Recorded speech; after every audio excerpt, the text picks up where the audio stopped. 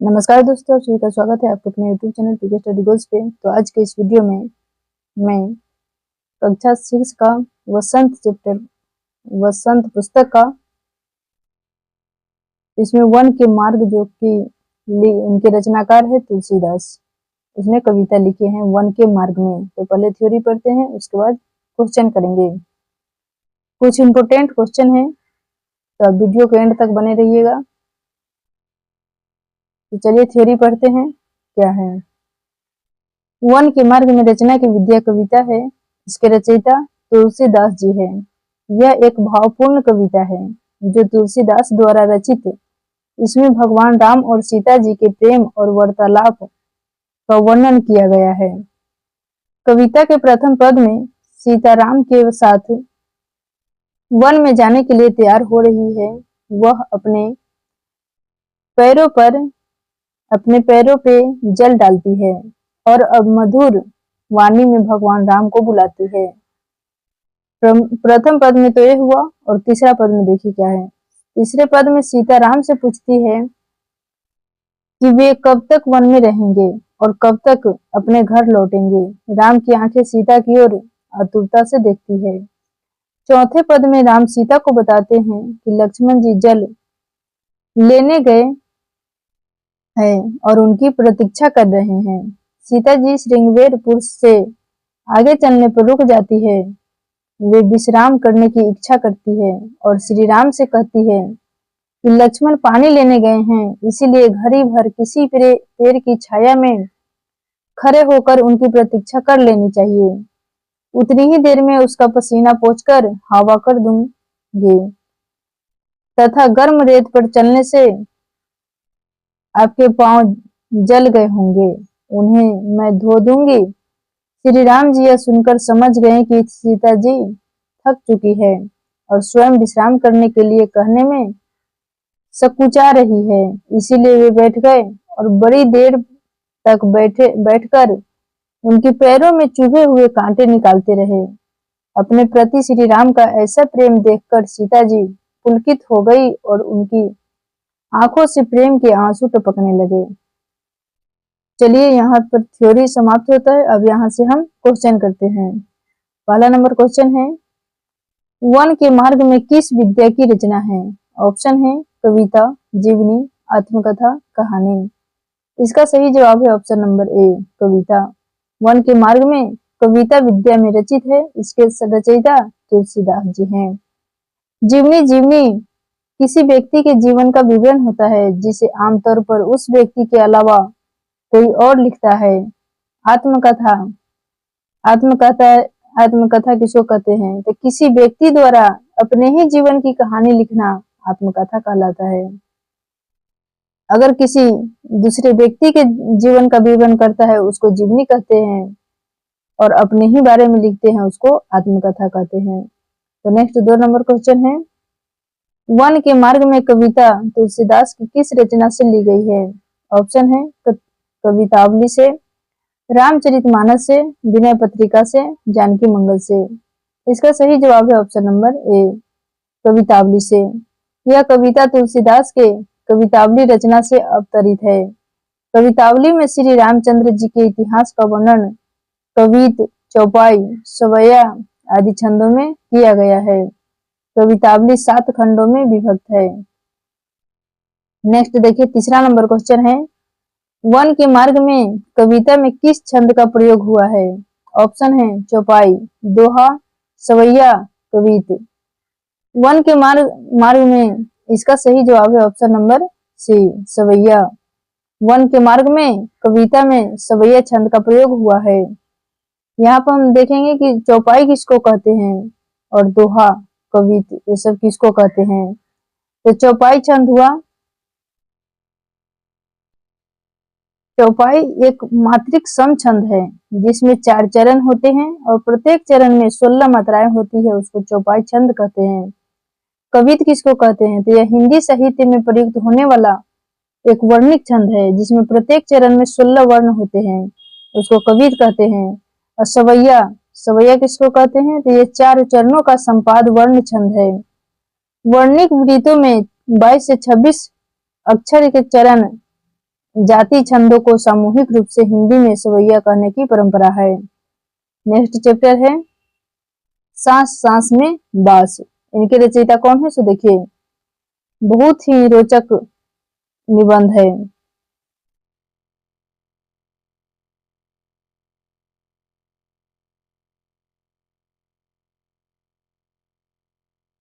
सांस सांस में बास, इनकी रचना निबंध विद्या से रचित है। इस पाठ की लेखक एलेक्स एम जॉर्ज है। इस पाठ में नागालैंड राज्य की खास बातें बताई गई है।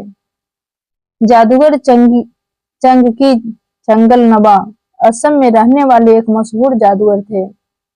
मरने के समय उन्होंने लोगों से बोला था कि मुझे दफनाए जाने के छठे दिन मेरी कब्र खोदकर देखोगे तो कुछ नया सा पाओगे। जब उनकी कब्र खोदी गई तो कब्र से बांस की टोकरियां के कई सारे डिजाइने निकले। उत्तर पूर्व के सातों राज्य अरुणाचल प्रदेश, असम, मेघालय, मणिपुर, मिजोरम, नागालैंड, त्रिपुरा में बांस बहुत उगता है। वहां के लोग अपने जीविकोपार्जन के लिए बांस के बर्तन, फर्नीचर, बांस के मुखौटे, आभूषण इत्यादि बनाते हैं। नागालैंड में बांस की चीजें बनाने का महत्व न केवल आर्थिक है बल्कि यह एक सांस्कृतिक और पर्यावरणीय रूप से महत्वपूर्ण है। बांस एक टिकाऊ और नवीकरणीय संसाधन है जो पर्यावरण को नुकसान नहीं पहुंचाता है। असम में मछली पकड़ने के लिए एक बांस की टोकरी नुमा जाल का प्रयोग करते हैं जिसे जकाई कहते हैं।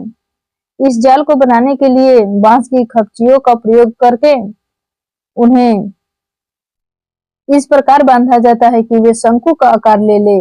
यहाँ पर जुलाई अक्टूबर के बीच घनघोर बारिश होती है।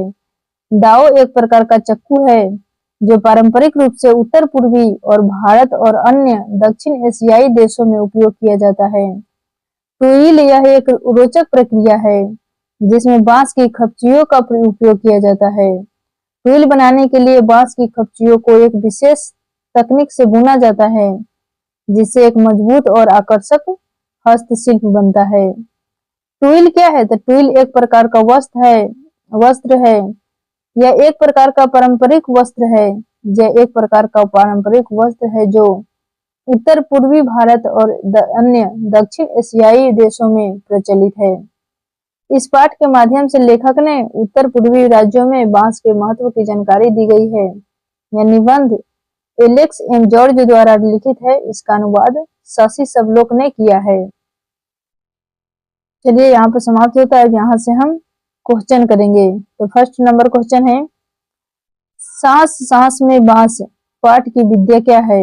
ऑप्शन है निबंध, कविता, कहानी, पत्र। इसका सही जवाब है ऑप्शन नंबर ए, निबंध। सांस सांस में बांस पाठ की विद्या निबंध है।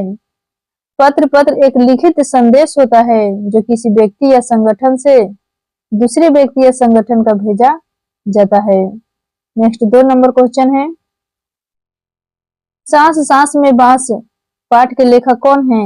ऑप्शन है Shiv Prasad Sitare Hind, Shashi Sablok, Bharatendu, Alex M George. इसका सही जवाब है option number C, Alex M George. सांस सांस में बांस पाठ की लेखिका एलेक्स एम जॉर्ज है। इसका अनुवाद किसने किया? तो शशि सबलोक ने अनुवाद किया था। नेक्स्ट 3 नंबर क्वेश्चन है, बांस को इकट्ठा करने का सही वक्त क्या है? ऑप्शन है जुलाई अगस्त, जुलाई से अक्टूबर, नवंबर जनवरी, फरवरी से अप्रैल। इसका सही जवाब है ऑप्शन नंबर बी। बांस को इकट्ठा करने का सही समय जुलाई से अक्टूबर है। यहाँ जुलाई से अक्टूबर के बीच घनघोर वर्षा होती है इसीलिए। नेक्स्ट 4 नंबर क्वेश्चन है, असम के लोग मछली किससे पकड़ते हैं? ऑप्शन है जाल से, केकड़े से, मेढक से, बांस से। इसका सही जवाब है ऑप्शन नंबर ए, जाल से। असम में मछली पकड़ने के लिए बांस की एक टोकरी नुमा जाल का प्रयोग होता है जिसे जकाई कहते हैं। नेक्स्ट 5 नंबर क्वेश्चन है, भारत के किस हिस्से में सबसे अधिक बांस होता है? ऑप्शन है उत्तर भारत, पश्चिम भारत, उत्तर पूर्वी भारत, दक्षिण पश्चिम भारत। इसका सही जवाब है ऑप्शन नंबर सी, उत्तर पूर्वी भारत। भारत के उत्तर पूर्व में सातों राज्यों अरुणाचल प्रदेश, असम, मेघालय, मणिपुर, मिजोरम, नागालैंड, त्रिपुरा में बांस बहुत उगता है। नेक्स्ट 6 नंबर क्वेश्चन है, किस प्रदेश में बांस से अनेक प्रकार की चीजें बनती है? ऑप्शन है असम, नागालैंड, मणिपुर, उत्तराखंड। इसका सही जवाब है option number B, Nagaland. Nagaland में बांस से अनेक प्रकार की चीजें बनती है। नागालैंड के लोग बांस के बर्तन, फर्नीचर, बांस के मुखौटे तथा बांस के आभूषण इत्यादि बनाते हैं। नेक्स्ट 7 नंबर क्वेश्चन है, दाव क्या है? ऑप्शन है टोकरी, एक प्रकार का चाकू, आभूषण, जाल। इसका सही जवाब है ऑप्शन नंबर बी, एक प्रकार का चाकू है। दाव एक प्रकार का चाकू है जो पारंपरिक रूप से उत्तर पूर्वी भारत और अन्य दक्षिण एशियाई देशों में उपयोग किया जाता है। नेक्स्ट 8 नंबर क्वेश्चन है, मुझे दफनाए जाने के छठे दिन मेरी कब्र खोद कर देखोगे तो कुछ नया सा पाओगे, मरते वक्त यह वाक्य किसने कहा था? ऑप्शन है चंगकी चंगल नवा, एलेक्स एम जॉर्ज, सर्सी सबलॉक, इनमें से कोई नहीं। इसका सही जवाब है ऑप्शन नंबर ए, चंगकी चंगल नबा।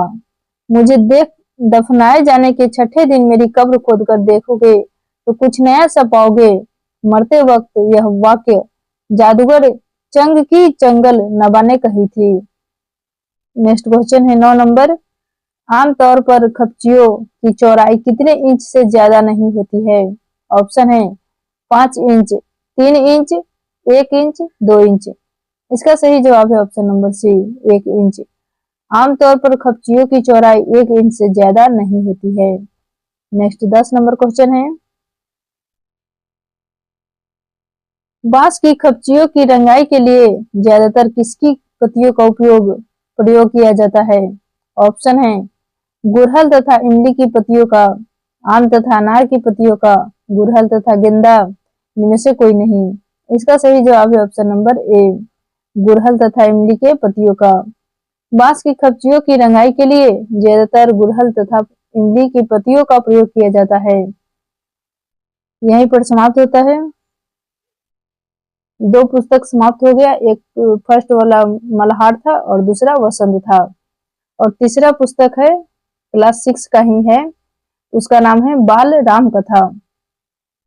तो चलिए अब स्टार्ट करेंगे नेक्स्ट वीडियो में। Thanks for watching us.